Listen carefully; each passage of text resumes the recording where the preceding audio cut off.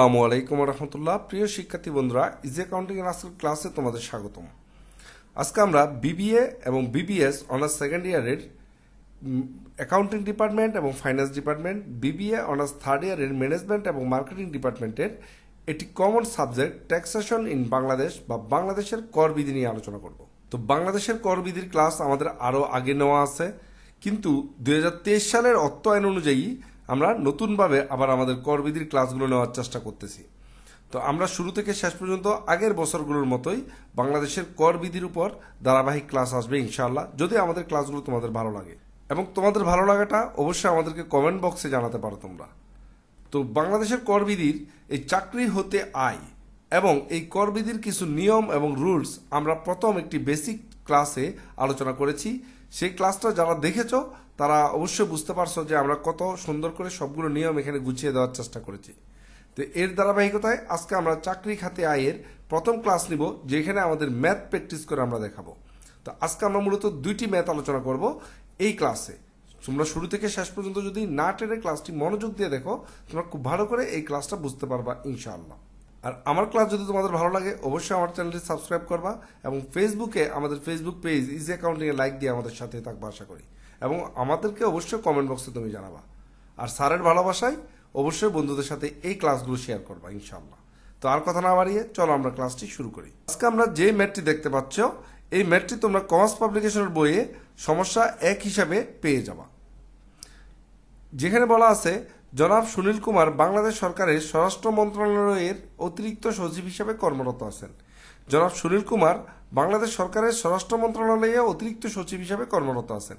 তার মানে জনাব সুনীল কুমার এখানে মূলত স্বরাষ্ট্র মন্ত্রণালয়ের একজন কর্মকর্তা, তার মানে উনি একজন সরকারি কর্মকর্তা। 30 জুন 2023 তারিখে সমাপ্ত অর্থবর্ষে তিনি নিম্নোক্ত হারে বেতনাদি ভাতাদি পেয়েছেন। আমরা জানি যে ট্যাক্সের লতে এখন দুইটা পার্ট করা হয়েছে, যারা সরকারি বেতনভুক্ত এবং সরকারি বেতন বহির্ভূত বা বেসরকারি চাকরি যারা করে তাদের জন্য। তো দুইটা নিয়মের ফরম্যাটই আমরা তোমাদের আলোচনা করেছিলাম আমাদের বেসিক কনসেপ্টে। এই ম্যাথের আগে আমাদের ইউটিউব চ্যানেলে সে বেসিক কনসেপ্টটা দেওয়া আছে, সেখান থেকে তোমরা দেখে নিবে। তারপর যদি এই ক্লাসগুলো করো তোমরা সহজেই এই চ্যাপ্টারগুলো বুঝতে পারবা। এখন আমরা প্রথমে দেখি এখানে 30 জুন 2023 সালের সমাপ্ত আয়বর্ষে, তার মানে আয়বর্ষ হচ্ছে 2023 সালের 30 জুনে শেষ হয়েছে। তাহলে এই আয়বর্ষ হচ্ছে 22-23, অর্থাৎ এই আয়বর্ষটা 2022 সালে জুলাইতে শুরু হয়ে জুন মাসে 2023 শেষ হয়েছে। তাহলে অর্থবর্ষ বা আয়বর্ষ যদি 22-23 হয়, আমাদের করবর্ষ হচ্ছে 23-24, কারণ এক বছর পরেই করবর্ষটা হয়। 22-23 পরের সালটা হচ্ছে 23-24। তো যেই বছর আমরা আয় করি তার পরের বছর আমরা ট্যাক্স দিয়ে থাকি। তো আমাদের আয়বর্ষ হচ্ছে 22-23 আর করবর্ষ হচ্ছে 23-24। এই জিনিসটা তোমরা উপরে উল্লেখ করে দিবা। তারপর বলা আছে মূল বেতন 80,000 টাকা, তার মূল বেতন হচ্ছে 80,000 টাকা প্রতি মাসে।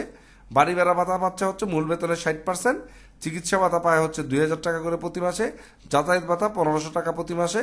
এছাড়াও উক্ত আয়বর্ষে তিনি দুটি উৎসব বোনাস পেয়েছেন, উৎসব ভাতা পেয়েছেন দুইটি। এখন এই উৎসব ভাতাটা কি পরিমাণ ভাতা পেয়েছেন, যার প্রতিটি তার 1 মাসের মূল বেতনের সমান।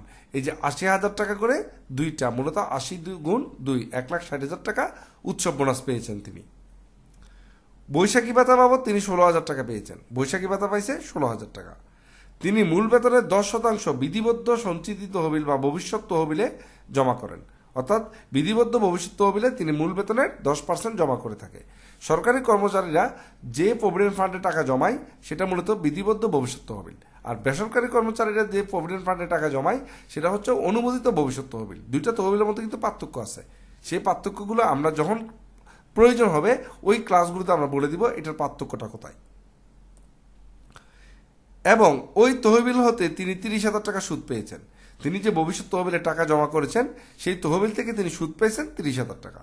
আমাদের বলছে 2023-24 কর বর্ষে জনাব সুনীল কুমারের করযোগ্য আয় নির্ণয় করো, অর্থাৎ 23-24 কর বর্ষে। একটু আগে আমরা বলেছিলাম আমাদের আয়বর্ষ হচ্ছে 22-23 আর করবর্ষ হচ্ছে 23-24।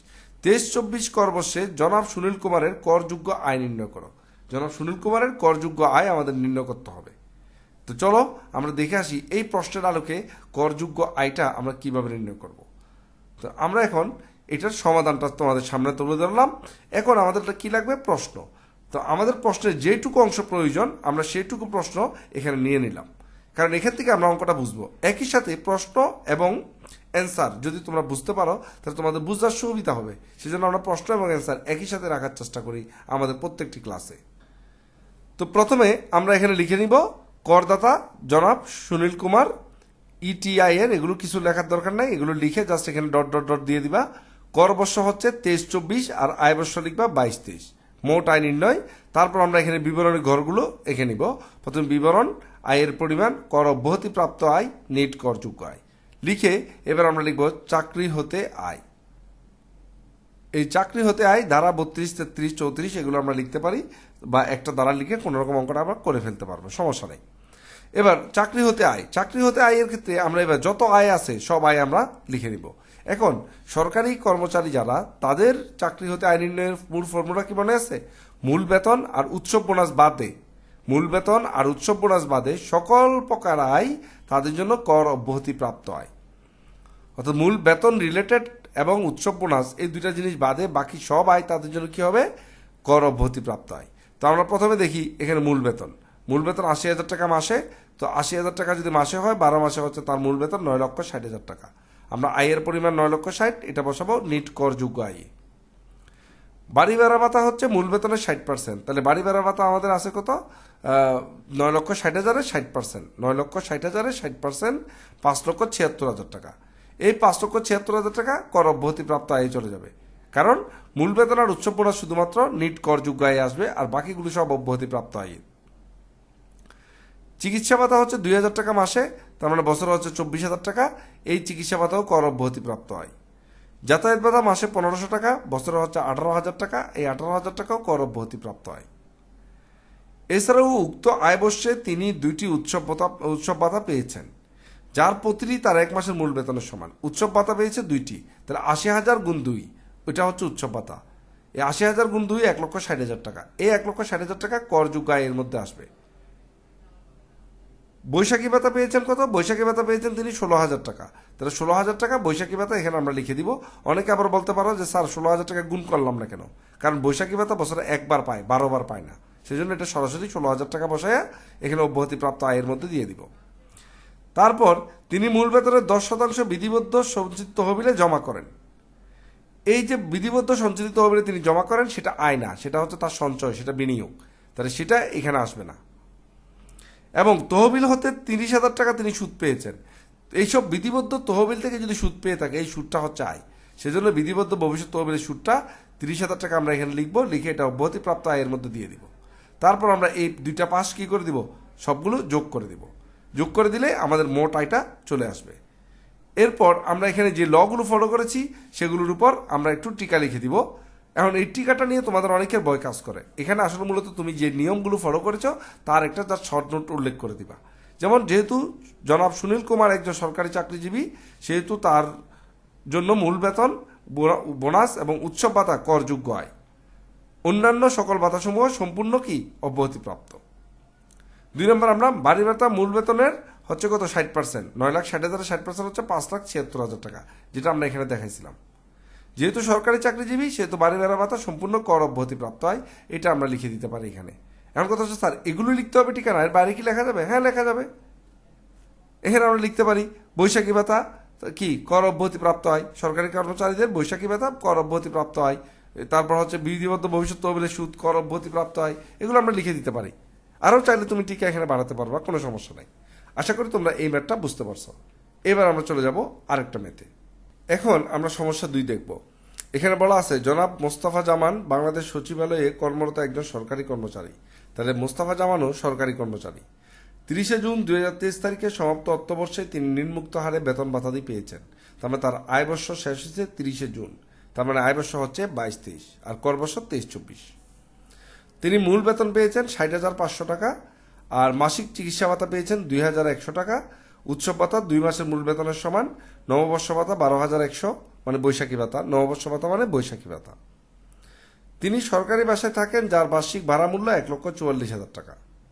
ভবিষ্যৎ তহবিলে তিনি প্রতি মাসে 14,000 টাকা জমা রাখেন। ভবিষ্যৎ তহবিলে তিনি 14,000 টাকা জমা রাখেন। হিসাব রক্ষণ অফিস হতে প্রাপ্ত প্রত্যয়নপত্রে দেখা যায় যে 30 জুন 2023 তারিখে ভবিষ্যৎ তহবিলে অর্জিত সুদের পরিমাণ ছিল 1,08,500 টাকা। তার মানে এটা ভবিষ্যৎ তহবিলের সুদ। কল্যাণ তহবিল ও গোষ্ঠী বিমার তহবিলে চাঁদা প্রদান বাবদ প্রতি মাসে বেতন হতে কর্তন করা হয় যথাক্রমে 200 টাকা আর 100 টাকা। এগুলো হচ্ছে তার বিনিয়োগ। এছাড়াও তিনি একটি তফসিলি ব্যাংকের ডিপোজিট পেনশন স্কিমে মাসিক 5,000 টাকার কিস্তি জমা করেন এবং সে একটা ডিপিএস করছে একটা ব্যাংকে, যেখানে মাসে 5,000 টাকা ডিপিএসে জমা দেয়। 2023-24 কর বর্ষে জনাব মুস্তাফা জামানের মোট আয় নির্ণয় করো। মোট আয় আমরা এর আগে কিন্তু মোট আয়টা শিখেছিলাম। এবং কর দায় নির্ণয় করো। তাহলে আমরা তোমাদের প্রথম বেসিক ক্লাসে বলেছিলাম আমাদের যদি মোট আয় বের করতে বলে তাহলে আমরা শুধু মোট আয় বের করব, আর যখন আমাদেরকে কর দায় নির্ণয় করতে বলবে তাহলে মোট আয়ের পাশাপাশি আমরা কর দায়ও নির্ণয় করব। কর দায় নির্ণয় করার জন্য অবশ্যই আমাদের বিনিয়োগ ভাতা বা কর রেয়াতটা বের করে নিতে হবে। তো চলো আমরা প্রথমে এই ম্যাথ থেকে প্রথমে মূল বেতন মোট আয়টা বের করে নিই। আমরা এখানে প্রথমে মোট আয়ের সমাধানটা এখানে দেখতে পাচ্ছি। আমরা কোয়েশ্চেনটা নিয়ে আসি যাতে তোমরা বুঝতে পারো। আমরা এখানে উপরে লিখে নিলাম করদাতা জনাব মোস্তফা জামান, তারপর কর বর্ষ হচ্ছে 23-24, আয় বর্ষ হচ্ছে 22-23 এবং মোট আয় নির্ণয়, আয়ের পরিমাণ, কর অব্যাহতিপ্রাপ্ত আয়, করযোগ্য আয়। তো মাসিক মূল বেতন হচ্ছে 60,500 টাকা করে 12 মাসে 7,26,000 টাকা, এটা করযোগ্য আয়।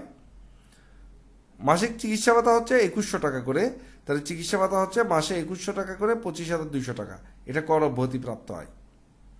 উৎসব বোনাস হচ্ছে 2 মাসের মূল বেতনের সমান, তাহলে 60,500-র সাথে 2 দিয়ে গুণ করলে 1,21,000 টাকা, এই 1,21,000 টাকা হচ্ছে নিট করযোগ্য আয়।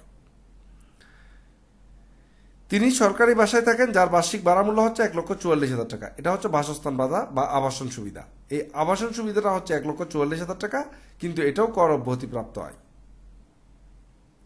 ভবিষ্যৎ তহবিলে তিনি প্রতি মাসে 14,000 টাকা জমা রাখেন, এটা আয়ের মধ্যে পড়ে না। তারপর আছে হিসাব সংরক্ষণ অফিস থেকে প্রাপ্ত প্রত্যয়নপত্রে দেখা যায় 30 জুন 23 তারিখে ভবিষ্যৎ তহবিলে অর্জিত সুদের পরিমাণ ছিল 1,08,500 টাকা। এই 1,08,500 টাকা তার আয়, ভবিষ্যৎ তহবিলে অর্জিত সুদ, কিন্তু এই আয়টাও কর অব্যাহতিপ্রাপ্ত আয়, এখানে বসে যাবে। তারপর বাংলা নববর্ষ ভাতা আছে 12,100 টাকা, এটা নববর্ষ ভাতা হিসেবে আয়ের পরিমাণে আমরা দেখাবো, তারপর আমরা এটাকে অব্যাহতিপ্রাপ্ত আয়ে দেখা দিব। এ হচ্ছে তার আয়। আরও যে ছিল আমাদের কল্যাণ তহবিল, গোষ্ঠী বিমা তহবিল, চাঁদা প্রদান বাবদ প্রতি মাসে বেতন হতে কর্তন করে, এগুলো সব বিনিয়োগ ভাতায়, এগুলো এখানে আর আসবে না। তাহলে এবার আমরা এখানে নিট করযোগ্য আয় পেয়ে গেলাম 8,47,000 টাকা। আর তোমরা এই দুইটা ঘর কিন্তু চাইলে যোগ করে দিতে পারো, না করলেও সমস্যা নাই, কিন্তু আমাদের নিট করযোগ্য আয়টাই লাগবে। তাহলে এই আমরা পেয়ে গেলাম কি মোট আয় নির্ণয়। এবার আমরা চলে যাব বিনিয়োগ ভাতা। এবার বিনিয়োগ ভাতায় আমাদের কি কি নির্ণয় করছে আমরা একটু দেখি, এটা মনোযোগ দিবে তোমরা বিনিয়োগ ভাতাটা কিভাবে নির্ণয় করে। আমরা এখানে দেখি প্রথমে তার বিনিয়োগটা কি কি। বিনিয়োগ হচ্ছে তিনি ভবিষ্যৎ তহবিলে প্রতি মাসে জমা রাখে 14,000 টাকা, তার মানে ভবিষ্যৎ তহবিলে চাঁদা 14,000 গুণ 12 অর্থাৎ 1,68,000 টাকা ভবিষ্যৎ তহবিলে জমা রাখছে। তারপর আমরা এখানে দেখতে পাচ্ছি কল্যাণ তহবিল এবং গোষ্ঠী বিমায় তিনি জমা রাখেন হচ্ছে যথাক্রমে 200 এবং 150 টাকা। তাহলে এখানে আমরা লিখলাম কল্যাণ তহবিলে চাঁদা 200 গুণ 12 2,400 টাকা, গোষ্ঠী বিমায় 150 গুণ 12 1,800 টাকা। তারপর এছাড়াও তিনি একটি তফসিলি ব্যাংকের ডিপোজিট পেনশন স্কিমে মাসে 5,000 টাকা জমা দেয়। তাহলে মাসে যদি 5,000 টাকা জমা দেয় তাহলে বছরে তিনি টোটাল বিনিয়োগ করে কত ডিপিএসে 60,000 টাকা। তবে সর্বোচ্চ বিনিয়োগ করা যাবে কত 1,20,000। সেজন্য তিনি প্রকৃত যে বিনিয়োগটা করছে এবং নিয়মের, এটা হচ্ছে নিয়মের লতে বলা আছে 1,20,000 টাকার বেশি জমা রাখা যাবে না। তাহলে এবং প্রকৃত বিনিয়োগ, প্রকৃত ডিপিএস এবং সর্বোচ্চ সীমা 1,20,000, এই দুটার মধ্যে যেটা ছোট সেটা এখানে বিনিয়োগ ভাতায় কি কর রেয়াতের জন্য এখানে যুক্ত হবে। এবার সবগুলো আইটেম আমরা যদি যোগ করি, যোগ করে আমরা পেয়ে গেলাম মোট বিনিয়োগ 2,32,200 টাকা। অর্থাৎ তিনি মোট বিনিয়োগ করেছেন 2,32,200 টাকা। এবার বিনিয়োগের পরে তিনি কতটুকু ছাড় পাচ্ছেন, এই ছাড়টা নির্ণয় করতে হবে। কোনটা বিনিয়োগ করলে যে বিনিয়োগের উপর সব ছাড় পাবে ব্যাপারটা না, এই বিনিয়োগের ছাড়ের 3টা স্টেপ আছে। এই 3টা স্টেপ তোমাদের মনে রাখতে হবে। 1, কর অব্যাহতিপ্রাপ্ত আয় হ্রাসকৃত কর হার প্রযোজ্য এরূপ আয় ন্যূনতম প্রযোজ্য এরূপ আয় বাদ দিয়ে পরিগণিত মোট আয়ের 3%। অর্থাৎ কর অব্যাহতিপ্রাপ্ত আয় আছে কিছু, হ্রাসকৃত কর হার প্রযোজ্য আয় যেমন মাছ চাষ, পোল্ট্রি ফার্ম এগুলো, তারপর ন্যূনতম কর প্রযোজ্য আয়, ন্যূনতম কর কর্তন করে এমন কোনো প্রযোজ্য আয় যদি থাকে সে আয় এই মোট আয় থেকে বাদ দিয়ে মোট আয় আমরা যেটা বের করছিলাম, মোট আয় একটু আগে আমরা বের করছিলাম, এই দেখো এই যে 7,08,47,000 টাকা, এই যে মোট আয় আছে সেই মোট আয়ের 3%। মোট আয়ের 3%, এটা মনে রাখবে, 3%টা মুখস্থ, এটা নিয়মে বলা আছে।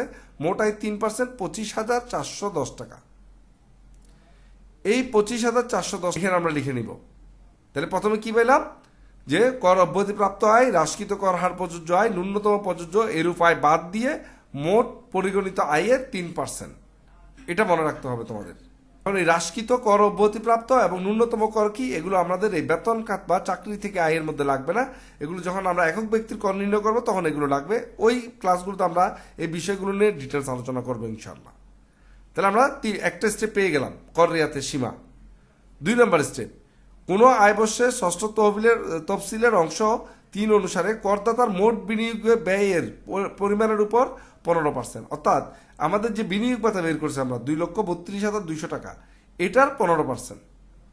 এই 15% আমাদের রুলসের বা নিয়মের 15% 34,830 টাকা। তাহলে আমরা এখানে লিখলাম 34,830 টাকা। এরপর সর্বোচ্চ সীমা 10 লক্ষ টাকা, এটাও নিয়মের। এবার ক হচ্ছে কি, মোট আয়ের 3%, খ হচ্ছে বিনিয়োগ ভাতার 15%, আর গ হচ্ছে সর্বোচ্চ সীমা 10 লাখ। এই তিনটার মধ্যে যেটা কম, তাহলে আমরা এখানে এই তিনটার মধ্যে সবচেয়ে কম দেখতে পাচ্ছি 25,410। এই 25,410 হচ্ছে এখানে বিনিয়োগ কর রেয়াত, অর্থাৎ আমরা এখানে ছাড় পাবো 25,410 টাকা। যা আমাদের কর আসবে সেখান থেকে 25,410 টাকা আমাকে কর কম দিতে হবে, এটা হচ্ছে ছাড়। তাহলে এবার আমরা এখানে কর রেয়াত বা ছাড়টা পেয়ে গেলাম। এবার আমাদের নির্ণয় করতে হবে কর দায়। যেহেতু কর দায় চাইছে এই জন্য আমরা এই প্রক্রিয়াটা ফলো করতে হবে। এখন আমরা কর দায় যখন আমরা নির্ণয় করব, তাহলে দেখো কর দায়ের জন্য আমি তোমাদের প্রথমে একটা কর দায়ের নিয়মটা, যদি আমরা প্রথম বেসিক ক্লাসে লিখেছি, আবার আমি তোমাদের বুঝাই দিচ্ছি। কর দায়ের নিয়ম হচ্ছে প্রথম 3,50,000 টাকা পর্যন্ত 0%, তারপর 1 লাখ টাকার উপর 5%, তারপর 3 লাখ টাকার উপর 10%, তারপর 4 লাখ টাকার উপর 15%, 5 লাখ টাকার উপর 20%, অবশিষ্ট টাকার উপর হচ্ছে 25%। এ হচ্ছে আমাদের করের সিস্টেম। আমরা যদি মনে করি এটা একটা শপিং সেন্টার, তো এখানে ধরো এটা চেইন শপ, এখানে 1, 2, 3, 4, 5, 6টা দোকান আছে। প্রথম দোকানে তুমি 3,50,000 টাকার বেশি খরচ করতে পারবে না।